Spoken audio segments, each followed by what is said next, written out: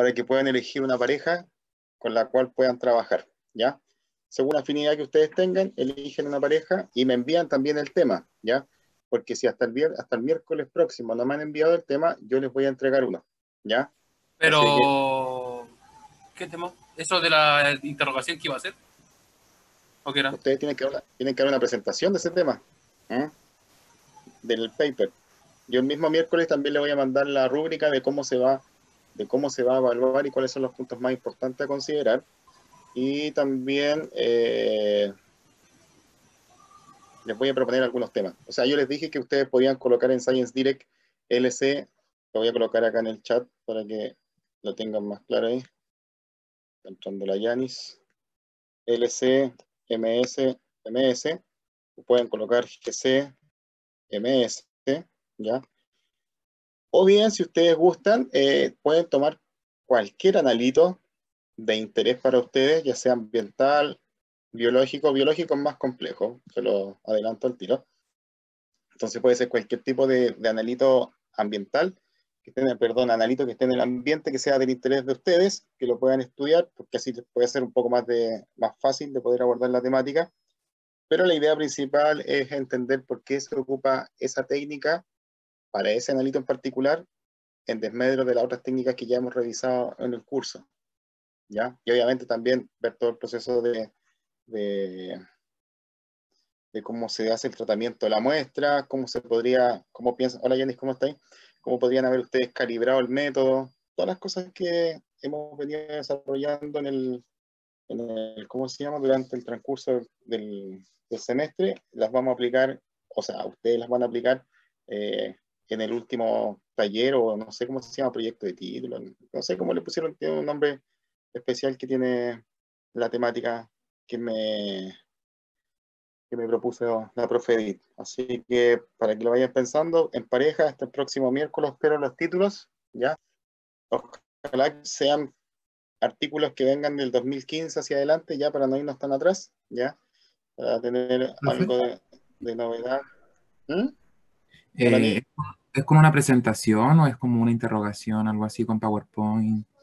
No sé. una presentación cortita de 5 o 6 láminas nomás, y lo Ah, que me ya. interesa es que en la presentación se pueda plasmar lo que ustedes entendieron, y en base a ese entendimiento que ustedes tienen, yo consultarles también algunas cosas que van a estar plasmadas en rúbrica, ¿cierto? La forma, no el contexto total de la pregunta, para que ustedes para yo ir entendiendo bien el concepto que ustedes están trabajando, ¿ya?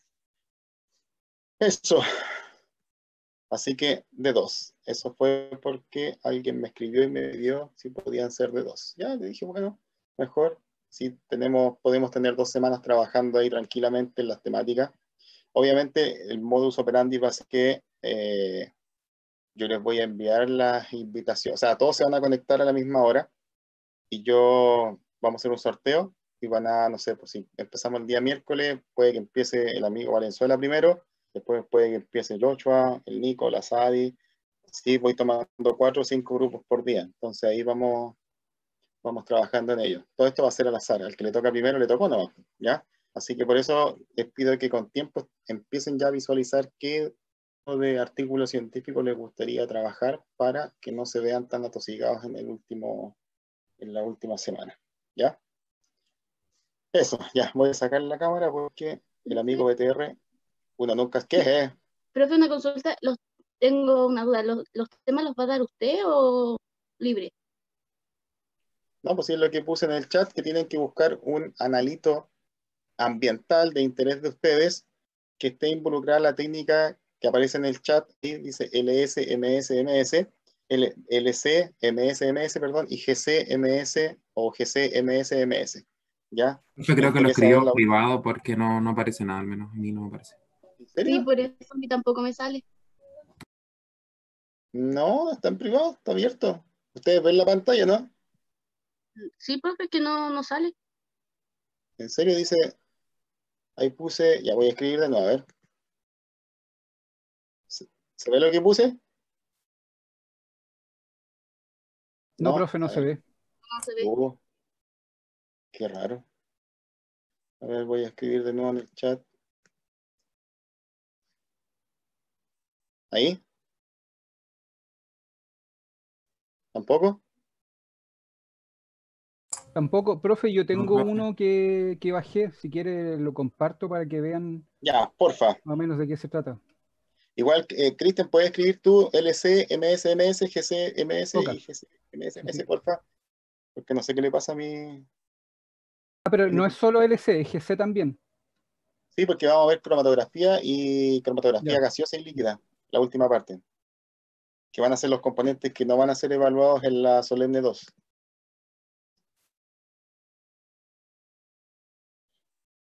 Voy a parar de compartir yo para que el amigo Valenzuela comparta ahí la pantalla. Eso, ahí está, ahí lo puso el Cristian.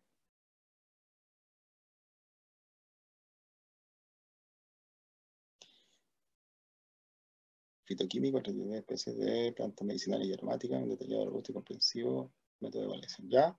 Buena. 2020.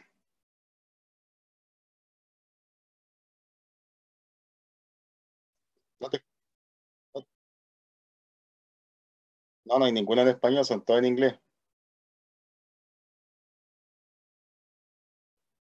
No se te escucha nada, Cristian. O sea, yo no escucho. Ah, que ya. Pero ese es el estilo, esos son los artículos científicos que usted puede encontrar ahí en Science Direct, ¿ya? Entonces, Christian buscó ahí, puso LCMS, MSMS, y el artículo que él va a trabajar. Cromatografía líquida acoplado a masas. Esa es la definición ahí, cromatografía líquida acoplado a espectrómetro de masa de cuadrupolo triple, debe ser, ¿no? Eso. No Ya, sé, no entonces, lo he leído todavía. Es que tenía ese, estaba entre ese y otro de pesticida. Así ya. que, pero más o menos para que vean cómo va a aparecer en el título en el fondo. Claro, exactamente. Y como bien preguntaba Sadi, todos los artículos son en inglés, ¿ya? Porque el lenguaje universal científico es en inglés. Así que, Otra cosa que quería hacer un alcance, no siempre van a poder bajar el paper, así que eh, hay una parte donde dice COI, o DOI, no, perdón, DOI, el DOI, sí, y tienen que buscarlo, hay una página que se hazlo, llama po. SciHub, ¿sí? Sí. Hazlo ahí, compártelo y lo vamos mirando para que los muchachos lo ocupen. No le quería hacer propaganda a lo pirata, pero bueno, hay que ocuparlo siempre. No, Jack Sparrow siempre. Sí, no, y sirve harto. Saca harto de apuro. Aunque igual la base de datos que tiene la UNA es mala, ¿eh? Pero igual siempre hay algunas que están ahí medio limitadas.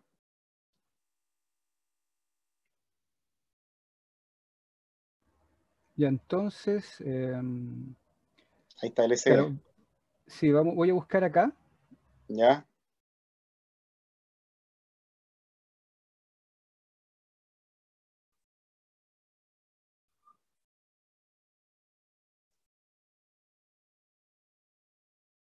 ¿Ven? Colocan esa sigla y le aparecen muchos artículos. Entonces voy a tomarla cualquiera, esta es la primera, que ahí Dale. dice esto de acá. Y esto es lo que me interesa a mí, esto que está acá. Entonces voy a abrir acá, que lo tengo acá. Una página maravillosa. Sí, está creada por una ucraniana, creo. La cosa es compartir información que normalmente esto, si uno lo quiere bajar, hay que pagarlo. Exacto. Pero como la ciencia debería ser algo de todos, social, para la humanidad, Abierta. Ujú. exacto, se crea esto. Yo ingreso acá, pego entonces el DOI que se llama, aunque si se fijan, hay otras cosas que piden, ¿ah? URL, el PMDI o el DOI. Generalmente yo pongo el DOI porque siempre aparece en las páginas. Exacto. Entonces lo pegamos. Cristian, ¿cuál es el DOI? Es Mira, específico para cada revista, para cada artículo. Ah, sí, ya. aparece en cada uno de estos abstracts que tú ves, en alguna parte aparece eso. HTTPS DOI, bla, bla, bla, bla. Y esa es como una llave que te indica, que te lleva directamente o que te identifica el paper. Entonces aquí aparece la niña que creó la página saludándonos a todos. Sí. Y aquí tenemos el paper que elegimos y lo bajamos y lo tenemos completo. Y es terrible como estudiante estar buscando paper y que no los podéis bajar, te quedáis con los puros abstract y el abstract no te sirve de mucho. Entonces ese es Exacto. el dato. Anoten esos dos, se los voy a abrir acá. Yo generalmente busco en Scholar porque a veces en Science Direct me filtra mucho y como que me tira mucho, bueno, me imagino que Google hace lo mismo, pero encontré más cosas en Google Scholar que en Science Direct. Entonces abro el Google Scholar y después este de acá, que es el Sci-Hub, que acá está voy a dejar.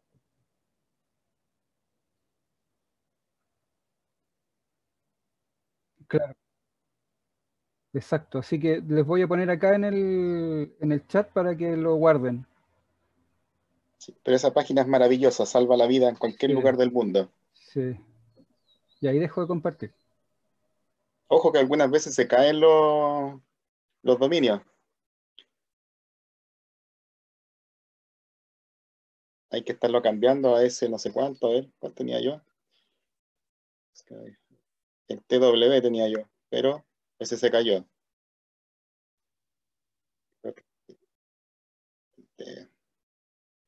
Bueno, ahí tengo que buscar cuál es. Eso, muchas gracias por compartir la información, Cristian. Así que ahora están ustedes nomás poder elegir un tema simpático que sea de su interés para que sea más fácil poder trabajarlo, ¿ya? Así que ahí ustedes ven el tipo de analito que quieren trabajar. Les recomiendo la parte más ambiental, porque las partes más biológicas involucran una mayor cantidad de pasos, una mayor especificidad en el tratamiento de la muestra. Entonces, se puede tornar complejo, ¿ya?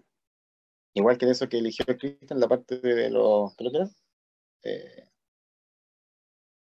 Eran derivados de Son plantas fitoquímicos. medicinales. Sí, sí, sí, sí. Sí. Entonces ahí tenéis N metabolitos que puedes sacar por masa. Entonces hay que saber bien por qué, cómo se hizo el seguimiento del metabolito que tú quieres, contra qué lo contrastaste, cómo estás seguro. Bueno, no te voy a entregar mucha información a veces, pero igual uno se puede colocar en el escenario de la persona que hizo la investigación, ¿cierto? Y poder entregar alguna idea de cómo se podría o cómo se puede trabajar ¿cómo se llama el artículo que ustedes eligieron? ¿Ya? Eso, entonces lo espero hasta el miércoles, ¿ya? Para que me entreguen esa información que va a ser crucial para que la comiencen a trabajar, ¿ya? Y obviamente elijan a alguien con el cual puedan trabajar a la par, ¿ya? Que sean un buen partner. Así que me imagino que el amigo Valenzuela debe tener lista de espera. Ya, vamos de nuevo entonces. Vamos con la clase del día de hoy. Vamos a ver hoy día lo que tiene relación con... Se lo voy a guardar ya. Con espectroscopía de fluorescencia, ¿ya? Es otra de las técnicas que también se utilizan muchísimo en el ámbito de la química analítica, ¿ya? Vamos a ver cuáles son sus bondades frente a otras técnicas, ¿ya? Obviamente ninguna va a superar, en mi opinión muy personal, a lo que tiene asociado un detector de masa, ¿cierto? Porque es mucho más específico, selectivo, que tenemos el Manditov, ¿cierto? El del tiempo de vuelo, entonces, time of flight. Entonces, son técnicas mucho más específicas, mucho más selectivas para el análisis de trazas de elementos químicos presentes en muestras ambientales, ¿ya? Pero la fluorescencia, como les digo, es una técnica que también se utiliza muchísimo y que da buenos resultados, ¿ya? Obviamente dependiendo del tipo de analita.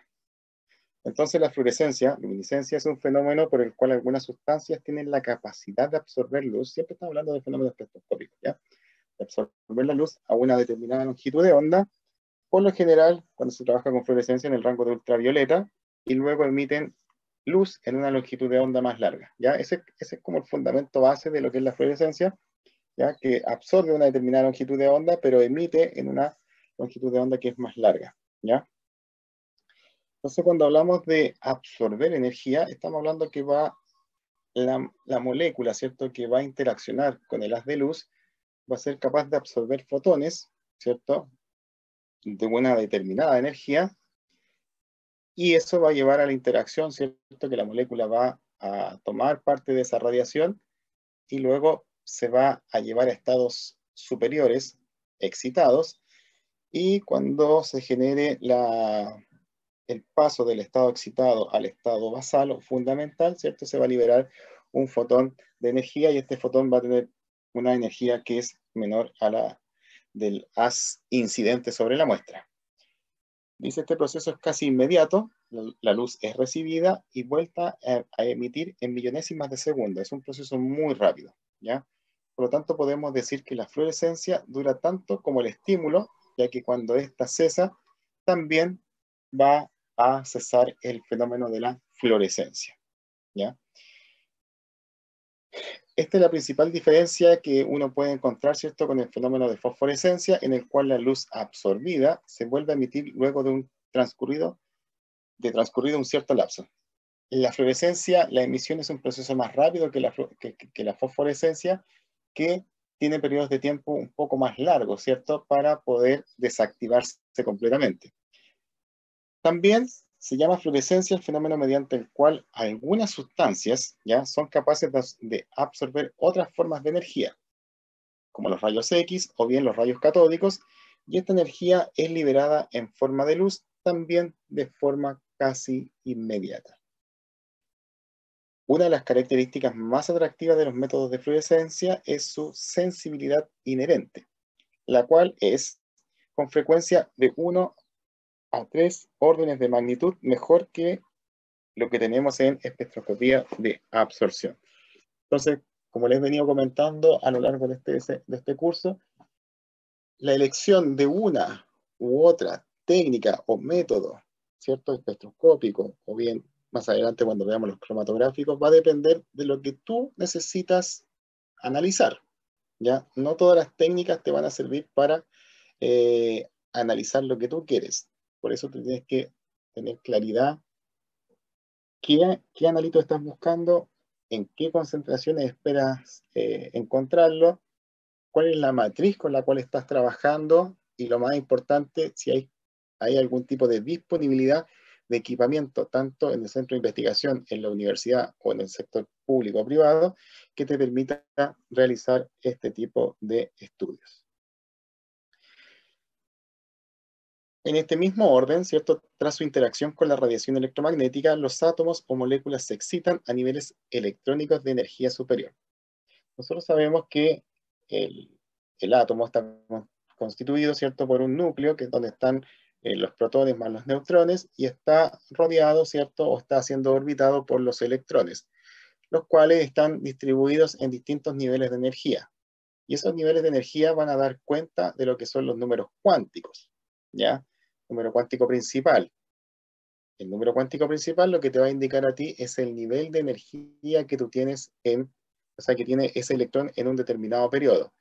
Lógicamente, cuando hablamos de niveles de energía, yo estoy hablando del periodo, ¿cierto? Porque sabemos que los elementos en la tabla periódica se agrupan en grupos de forma vertical y en periodos de forma horizontal. Por lo tanto, cada nivel de energía que yo le estoy comentando, ¿cierto? Nivel 1, nivel 2, nivel 3, nivel 4, nivel 5, nivel 6, nivel 7, hace relación, o sea, guarda relación con lo que son los periodos, ¿ya? Donde se encuentran ubicados los elementos. Obviamente, la distribución de los elementos en la tabla periódica es en función, primeramente con Mendeleev, ¿cierto?, que lo hizo en función de las masas atómicas, y luego lo tomó Moseley y lo hizo en función de lo que son los números atómicos.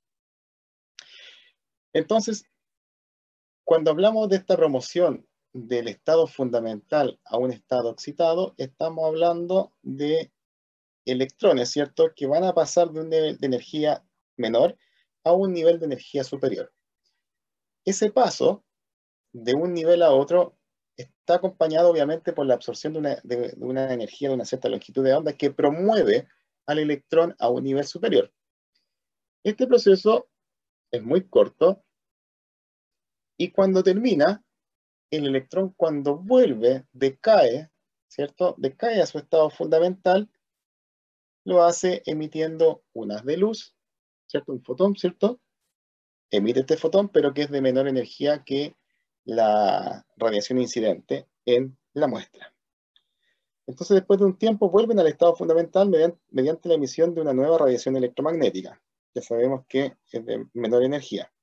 Para átomos, la radiación emitida usualmente tiene la misma longitud de onda que la absorbida. Es cuando se habla de la fluorescencia de resonancia. Para moléculas cuya radiación emitida tiene una longitud de onda normalmente superior, estamos hablando de que en ese proceso en particular ocurre el desplazamiento de Stokes, que lo vamos a revisar más adelante. Y por último, el tiempo de vida de la especie excitada determina si el proceso de emisión será por fluorescencia, un tiempo que va a ser muy corto de residencia en el estado excitado, o bien de fosforescencia, en el cual el tiempo de residencia y de regreso, ¿cierto?, al estado fundamental es un poco más lento. Entonces, cuando uno habla de fluorescencia, tiene que hablar de lo que son los fluoróforos, ¿ya? Y los fluoróforos son una molécula o parte de una molécula, ¿cierto? Una estructura en general, o parte de esta estructura, ya que es capaz de emitir fluorescencia después de ser excitada con una cierta longitud de onda. Obviamente la intensidad y la longitud de onda de la luz emitida dependerá tanto del fluoróforo como de su ambiente químico, ¿ya? No todos los fluoróforos van a comportarse de la misma manera, lógicamente, porque son estructuras distintas y por lo tanto responden a los estímulos de forma diferente. Por eso uno puede encontrar en el mercado, ¿cierto?, distintos tipos de fluoróforos que van a tener distintos tipos de comportamiento. Por hacer una comparación, es cuando uno trabaja en las titulaciones ácido-base, ¿cierto?, y tiene todo un rango de indicadores que te permiten trabajar en ciertos pH que son específicos para ciertas reacciones. Lo mismo ocurre acá, ¿cierto? Dependiendo del tipo de analito que tú quieras analizar, tú puedes utilizar este tipo de fluoróforo. Entonces acá tenemos algunos tipos de fluoróforos, ¿cierto? El Bodyfill FL, el azul cascada, el tiocianato de fluoros, no sé, no me acuerdo, no sé cómo dice ahí, ¿ya? Y ahí ustedes pueden ver, ¿cierto?, que están los nombres en inglés, ¿ya?, en las cuales tenemos la longitud de onda de excitación y también la longitud de onda de emisión, ¿ya? Entonces, para que ustedes vean, ¿cierto?, cuando hablamos de una longitud de onda distinta, estamos viendo de emisión, estamos hablando de un desplazamiento de Stokes, que es un fenómeno que ocurre en este método en particular. Entonces, los fluoróforos se pueden dividir en dos grandes grupos, ¿ya? Los intrínsecos o naturales, que incluyen estructuras del tipo aminoácidos, aminoácidos aromáticos, el NADH, las flavinas, derivados del piridoxil y la clorofila. Entonces, por darle, ¿cierto?, algunos ejemplos de estos fluoróforos. Y también existen los extrínsecos, ya que está el Dancil, que es bastante conocido, la fluoresceína y la rodamina, entre otros, que son los que aparecían acá atrás, ¿cierto? ¿Cuáles son las aplicaciones?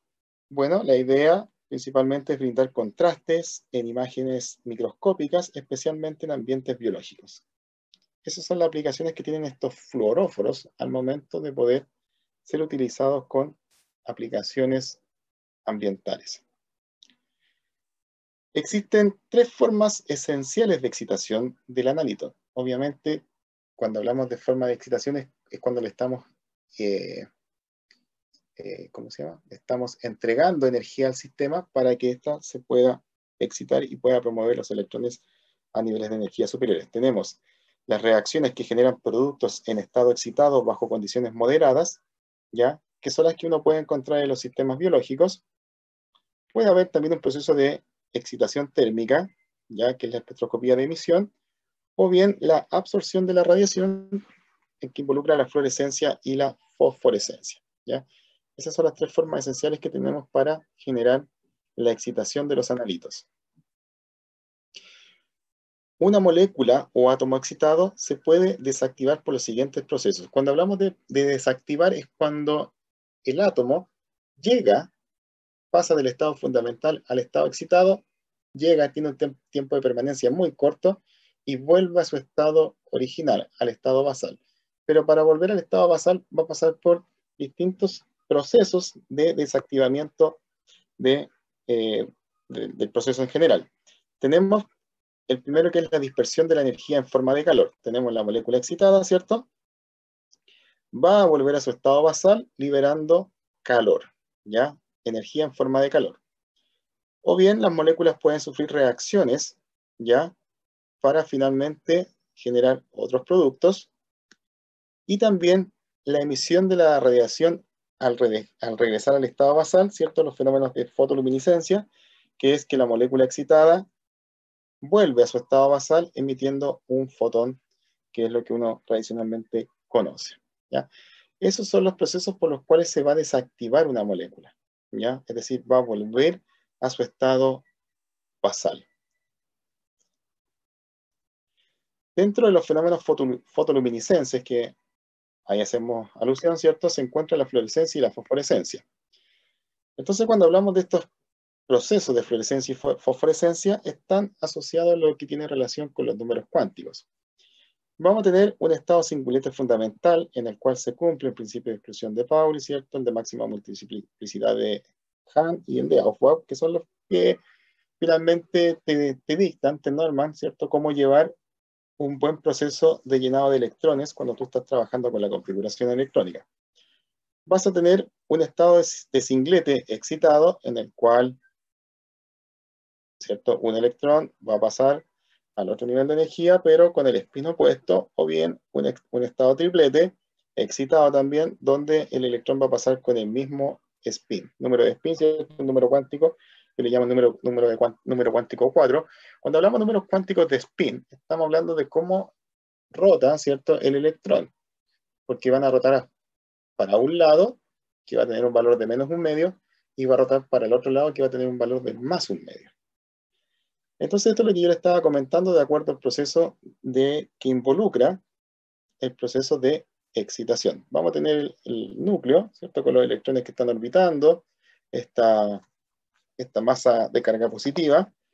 El electrón va a ser promovido, ¿cierto? Se va a excitar, va a ser promovido a un nivel de energía superior. El tiempo de residencia en ese estado es muy corto, 10 elevado a la menos 9, y se va a expresar el fenómeno de la fluorescencia.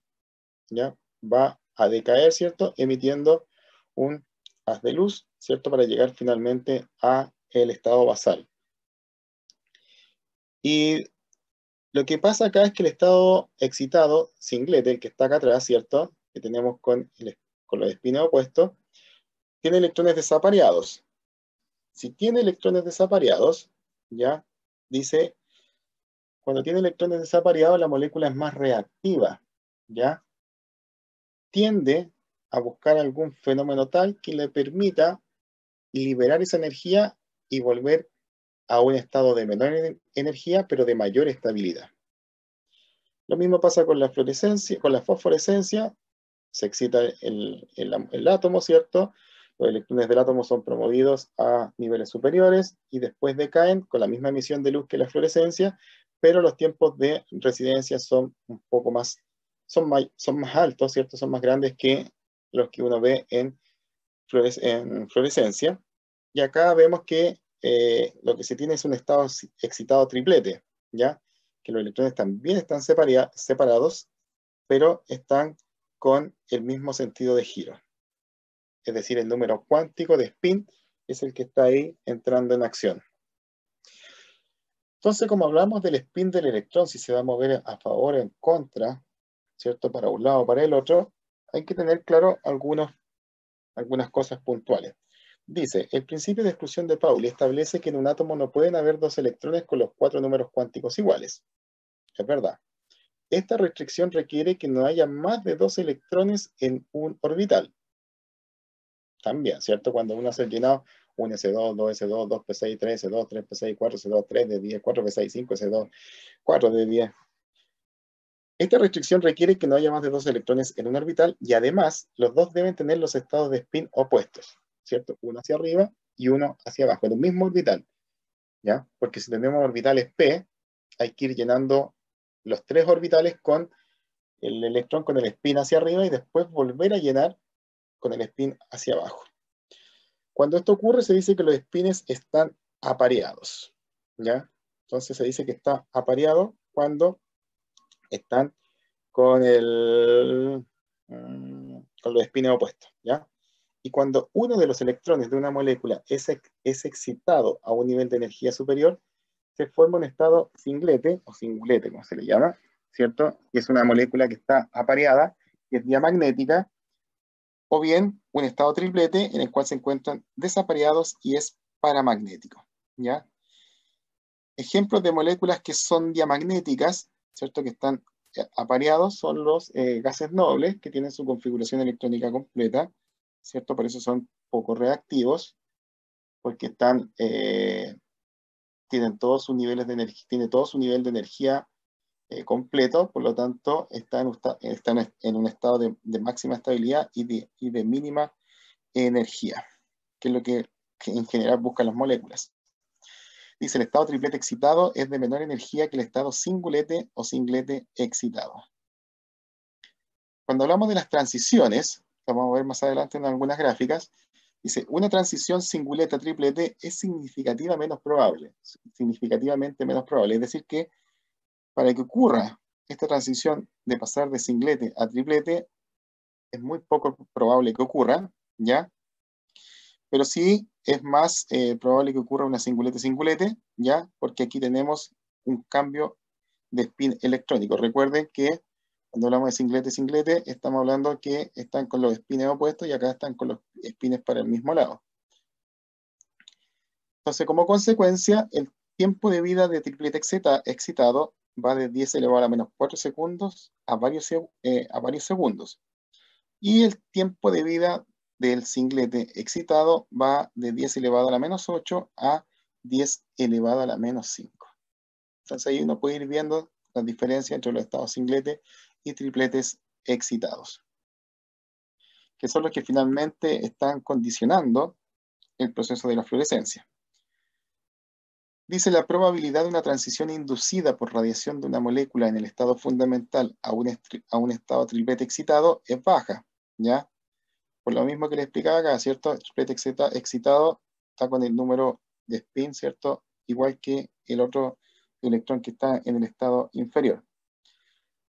Dice, los picos de absorción debidos a este proceso serán de baja intensidad, ¿ya?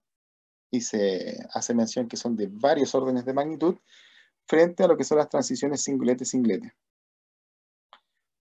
La fluorescencia de las moléculas implica una transición singlete excitado, singlete estado fundamental, ¿cierto? Partimos del estado singlete fundamental, se lleva la molécula al estado singlete excitado, que en ese punto, ¿cierto? Los spines están opuestos, uno hacia arriba y otro hacia abajo, que eso te da la certeza de que sea más probable de poder encontrarlo, ¿cierto? Que el estado triplete.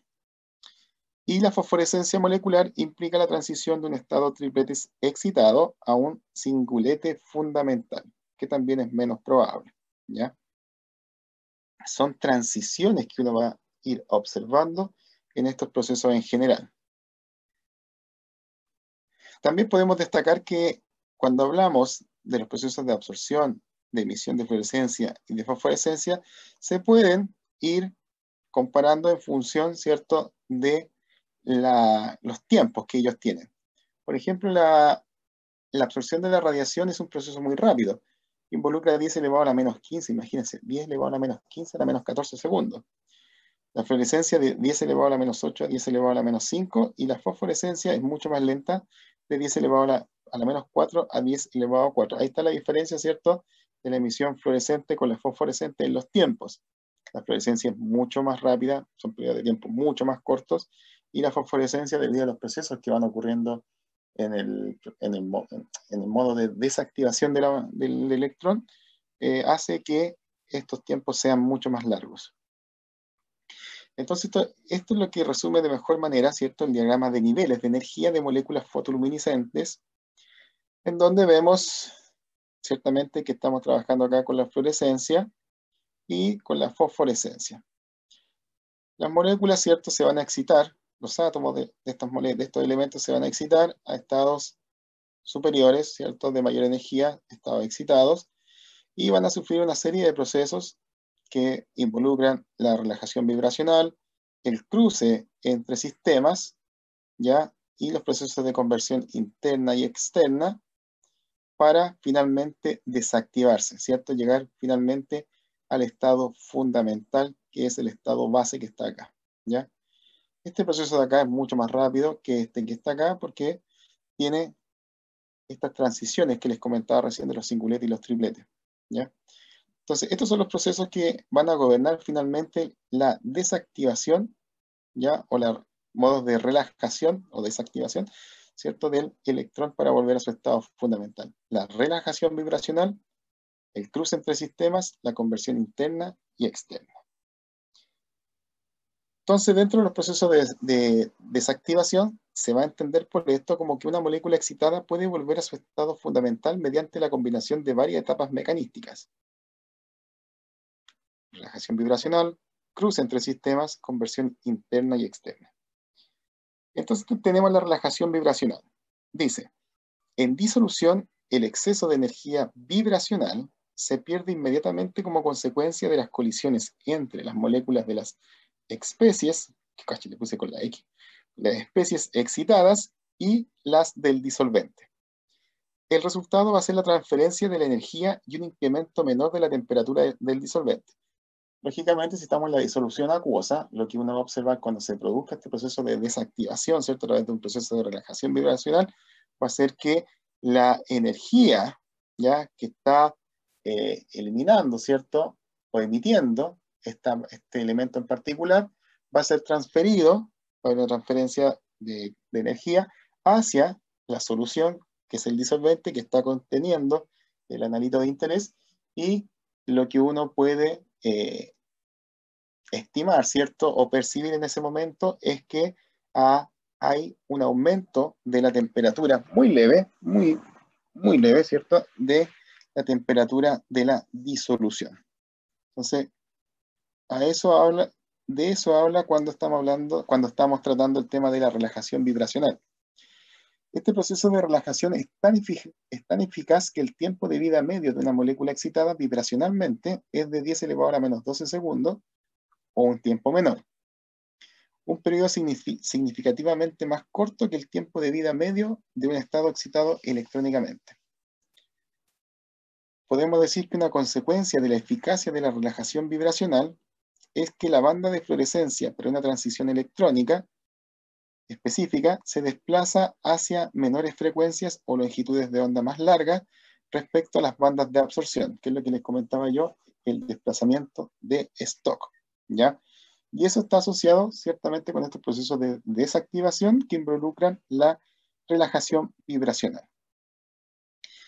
El otro proceso también importante es el que guarda relación con lo que es la conversión interna, ¿ya? Como lo dice la palabra, describe procesos intermoleculares, ¿ya? Es decir, entre moléculas, ¿ya?, por los cuales la molécula pasa a un estado electrónico de más baja energía sin generar la emisión de una radiación. La conversión interna a través de los niveles vibracionales solapados es normalmente más probable que la pérdida de energía por fluorescencia desde un estado excitado más alto, ¿ya? Eso es lo que nos quiere decir acá, que la conversión interna a través de los niveles vibracionales, lo que estábamos hablando acá, estos niveles vibracionales que están aquí, van a ser más probables que perder energía del tipo, ¿cierto?, cuando ocurren los procesos de fluorescencia, cuando pasamos de un estado excitado mayor a un estado basal. Y otro proceso también interesante es el de conversión externa, que da cuenta que la desactivación de un estado electrónico excitado puede incluir la interacción y la transferencia de energía entre la molécula excitada y el disolvente u otro soluto, ¿ya? Entonces, esos son los procesos mediante el cual van a ocurrir va a ocurrir la desactivación de este sistema a través de procesos de relajación vibracional, a través de procesos de conversión interna y de conversión externa. Como hablamos de la espectroscopía de fluorescencia, tenemos que, o bien, mejor dicho, está relacionado con los números cuánticos. Por lo tanto, es interesante poder conocer cuál es el rendimiento cuántico que se puede obtener a partir de esta metodología. Dice, la relación entre el número de moléculas que emiten luminiscencia respecto al número total de moléculas excitadas. Ese es el rendimiento cuántico. Una relación, número de moléculas que emiten luminiscencia versus el número total de moléculas que están en el estado excitado. Para moléculas altamente fluorescentes como la fluoresceína, la eficacia cuántica bajo determinadas condiciones. Recuerden que la fluorescencia siempre va a estar condicionada a diferentes factores que vamos a revisar más adelante, ¿ya? Bajo determinadas condiciones se aproximan a la unidad. Las especies químicas que no representan una fluorescencia apreciable tienen eficacias por un rendimiento cuántico igual a 0, ¿ya? Y este rendimiento cuántico obviamente va a depender de los procesos de desactivación que acabamos de ver anteriormente. Como les comenté en un principio, la fluorescencia se basa en la interacción de una de energía, ¿cierto?, de una determinada longitud de onda con la muestra que contiene el analito, lo cual va a producir que el analito, los electrones de este analito, ¿cierto?, de este elemento o de esta sustancia, pasen a estados superiores de energía más excitados y posteriormente vuelvan a su estado basal emitiendo una energía de menor intensidad, pero longitudes de onda que son diferentes, ¿ya? Entonces, por eso acá uno puede ver los espectros que guardan relación con los que son de absorción y de emisión. Entonces dice, en general las radiaciones de fluorescencia y fosforescencia son de energía menor que la radiación de absorción, ¿ya? La energía que entra es mayor que la energía que va a ser emitida por parte de la molécula.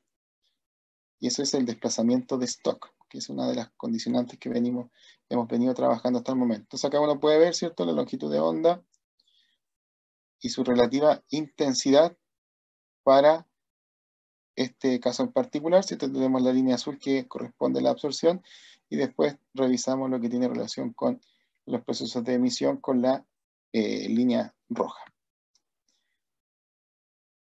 Hay una relación entre lo que es la fluorescencia y la estructura molecular. La fluorescencia más intensa y la más útil es la que presentan los compuestos que contienen grupos funcionales aromáticos. Obviamente, yo les dije en un comienzo, ¿cierto?, que los fluoróforos son especies que van a dar fluorescencia, pero que hay distintos tipos de fluoróforos y que van a depender de las características de ellos, que ellos tengan para poder ser o no utilizados en un proceso específico. Entonces acá lo que yo les voy a explicar es cómo las estructuras químicas son capaces de incidir directamente en la capacidad que tenga ese fluoróforo, si es mayor o menor. Dice, los compuestos que contienen estructuras alifáticas y alicíclicas de carbonilo o estructuras con doble enlaces muy conjugados pueden también presentar efectos de fluorescencia. La mayoría de los hidrocarburos aromáticos, ya estructuras aromáticas, que no están sustituidos son fluorescentes en disolución y la eficacia cuántica va a aumentar con el número de anillos y con su grado de conjugación. Es decir, ya, bueno, la fluorescencia es una técnica que ya lleva su tiempo, por lo tanto está bien estudiada, se conocen bien todos los parámetros, todas las variables que inciden en el proceso de la fluorescencia. Entonces ahí tenemos algunas moléculas, ¿cierto? Yo les comentaba del tipo de las moléculas que son aromáticas, ¿ya? Que tienen unas características especiales para ser utilizadas en fluorescencia. Tenemos el antraceno y tenemos el fenantreno. Y tenemos también otros heterociclos que son la piridina, el furano, el tiofeno, el pirrol, la quinoleína, la isoquinoleína y el indol, ¿cierto? Que son heterociclos sencillos que no son fluorescentes, ¿ya? Porque no son estructuras aromáticas, sino que son heterociclos, ¿ya? Estos sí son estructuras aromáticas, estos de acá son heterociclos. Pero si cualquiera de estos heterociclos, mediante un proceso de reacción, ¿cierto?, entre el mismo heterociclo y una sustancia aromática, va a producir que sí presenten fluorescencia. Uno de los parámetros también importantes que participan en lo que es la fluorescencia es la rigidez de la estructura. Bueno, ustedes pueden ver acá, ¿cierto?, que estas estructuras son bastante rígidas comparadas a otras. Dice, empíricamente se encuentra que la fluorescencia está particularmente favorecida en moléculas que poseen estructuras rígidas. Qué mejor que esta, ¿cierto? Estas que están acá. Dice, por ejemplo, las eficacias cuánticas para el fluoreno y el bifenilo están próximas a 1 y 0,2 respectivamente, bajo condiciones similares de medida, ¿ya? Entonces tenemos esta estructura, ¿cierto?, que contiene los anillos aromáticos en ambos lados y que tienen rendimientos cuánticos variables. Y nos indica también, que la falta de rigidez en una molécula y el impedimento estérico, ¿cierto?, cuán impedido esté, ¿cierto?, esa molécula para alcanzar un átomo específico dentro de ella, produce probablemente aumento de la velocidad de la conversión interna, es decir, del proceso de desactivación. La temperatura y el tipo de disolvente también juegan un rol importante en lo que es la fluorescencia. La eficacia cuántica de la fluorescencia disminuye en muchas moléculas con el aumento de la temperatura, ¿ya? Ya que el aumento de la frecuencia de las colisiones a temperatura elevada hace aumentar la probabilidad de desactivación no radiante, conversión externa, porque el aumento de la temperatura va a aumentar, ¿cierto?, la energía cinética, por lo tanto eso va a permitir que las moléculas se muevan mucho más rápido, existe una mayor probabilidad de colisiones entre ellas, y los procesos de desactivación que se van a favorecer en ese momento no van a ser los de relajación vibracional, sino que van a ser los de conversión, ¿ya?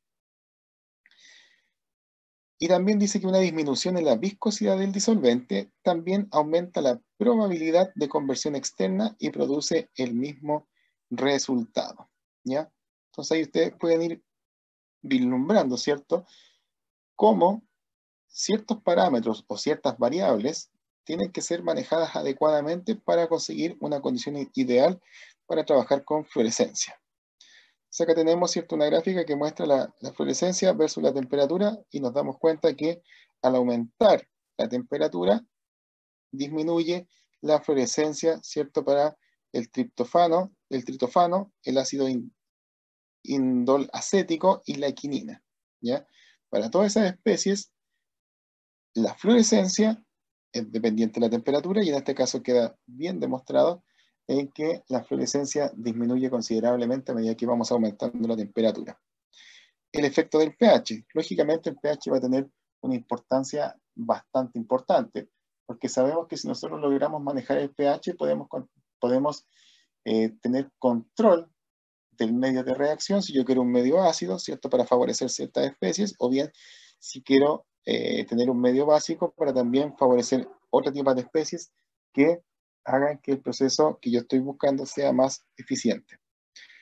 Entonces dice, la fluorescencia de un compuesto aromático con sustituyentes ácidos o básicos en el anillo depende normalmente del pH.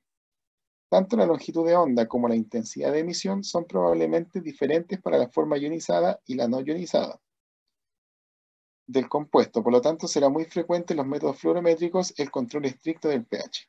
Lógicamente, una especie que no está, ¿cierto?, que no está en su forma iónica, va a tener una fluorescencia diferente a las otras especies que sí tienen una condición que genera un ion por parte de ese mismo analito, los cuales pueden ir mejorando, ¿cierto?, la capacidad que tiene de actuar en fluorescencia. Entonces acá tenemos la molécula como tal, ¿cierto?, esta de acá. Aquí ya se empiezan a deslocalizar los enlaces para finalmente llegar a esta estructura, ¿cierto?, que presentan carga positiva. Entonces, manejando todo eso y otros factores que estamos revisando, uno está en condiciones de poder realizar un buen experimento relacionado con la fluorescencia. Efecto de la concentración, dice la potencia de la radiación fluorescente es proporcional a la potencia radiante del haz de excitación que es absorbido por el sistema. Entonces la fluorescencia va a ser igual a una constante, ¿cierto? Que tiene relación con el haz incidente con el haz de luz de salida. Dice la constante K', depende de la eficacia cuántica del proceso de fluorescencia, es decir, va a depender del fluoróforo que nosotros estemos ocupando.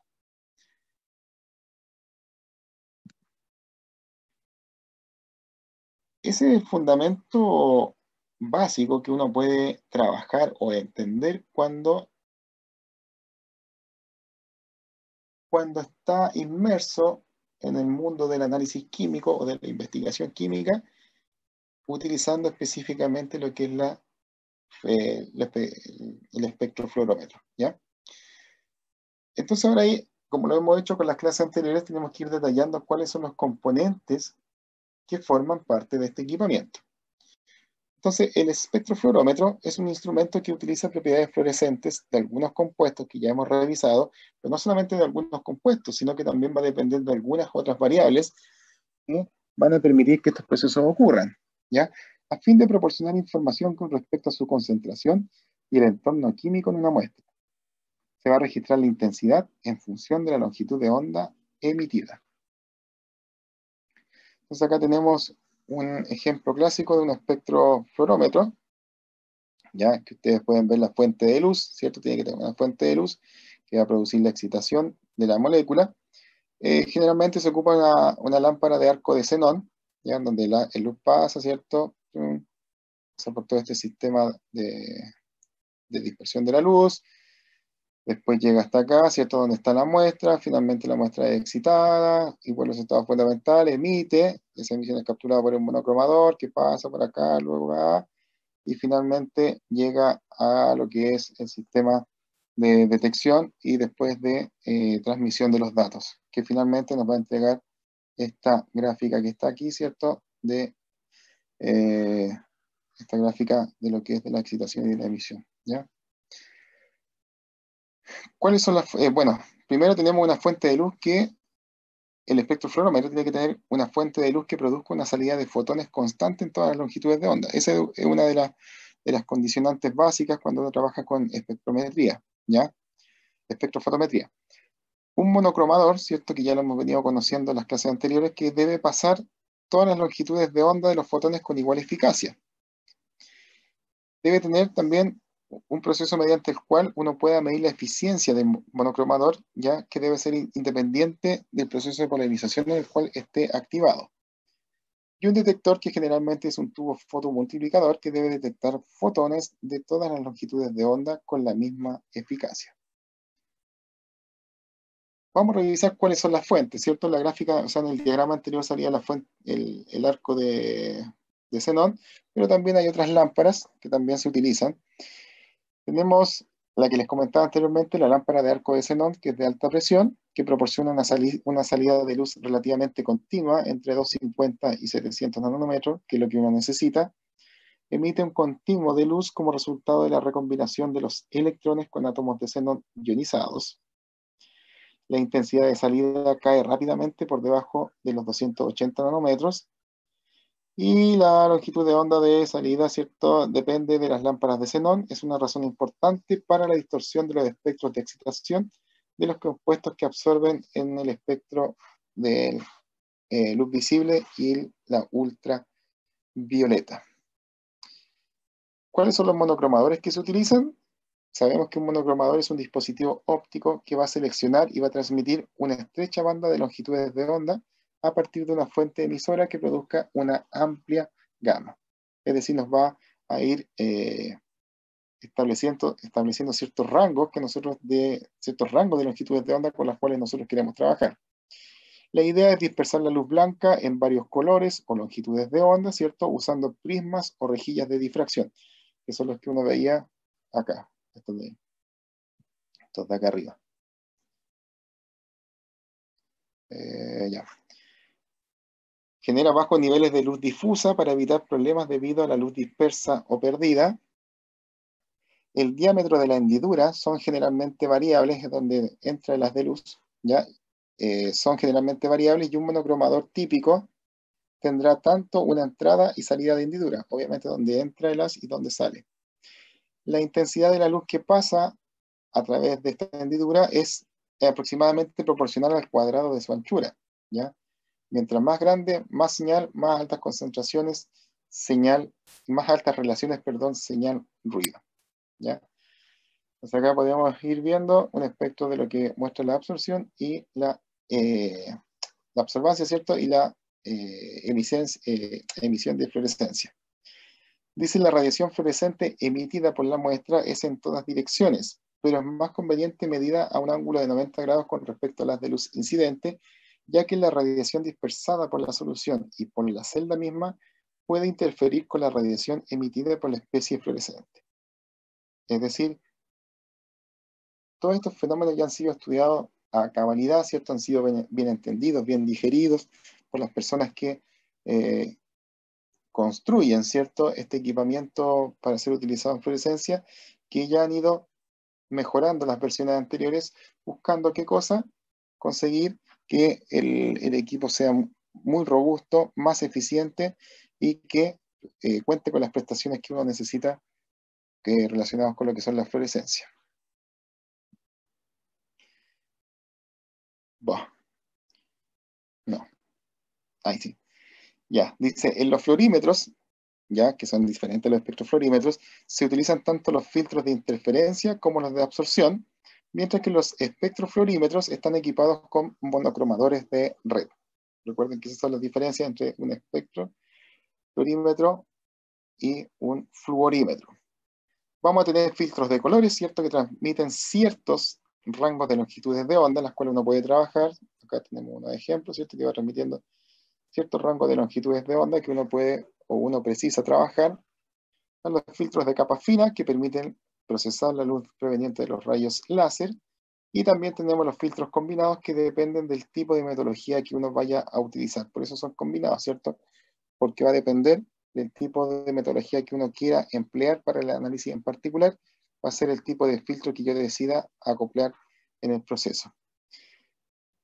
Y los detectores, ¿cierto? Los principales son los tubos fotomultiplicadores, ¿ya?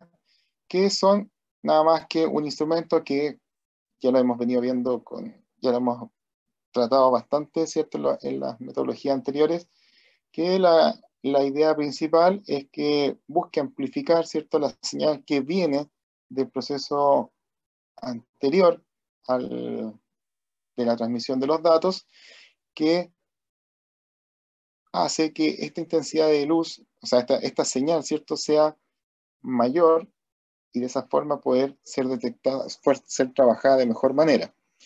Es un instrumento que contiene una célula fotoeléctrica y una serie de electrodos que se utilizan para detectar y amplificar la luz a partir de fuentes muy débiles, ¿ya? Entonces llega este haz de luz, ¿cierto?, una determinada haz de luz, llega el detector, es captado por el sistema, es amplificado y posteriormente es llevado finalmente a un diagrama, ¿cómo se llama?, a un espectro, y ese espectro también te va a dar cuenta de lo que es la concentración. Bueno, eso era lo que les quería contar respecto de lo que es la técnica de fluorescencia. Con esto ya cerramos las técnicas espectroscópicas, y el próximo miércoles vamos a entrar con los métodos de separación, específicamente los que tienen relación con los métodos cromatográficos, ¿ya?, cromatografía líquida y cromatografía gaseosa, que van a ser los que finalmente van a ser evaluados en la última parte del semestre, ¿ya?, que es el anteproyecto, o no me acuerdo cuál es el nombre en particular que le dio la profesora Edith a esa práctica en particular, ¿ya? Tenía un video, a ver, espérenme, déjenme ver si les puedo compartir un video de la fluorescencia. ¿Dónde está? No. ¿Dónde está el video?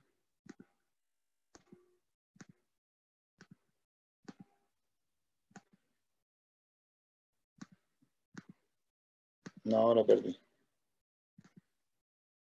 No, acá está.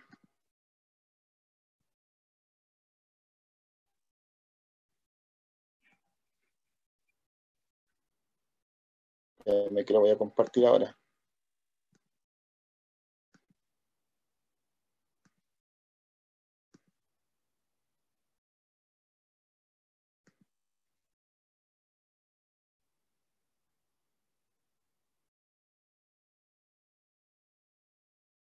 Claro que cubeta con V.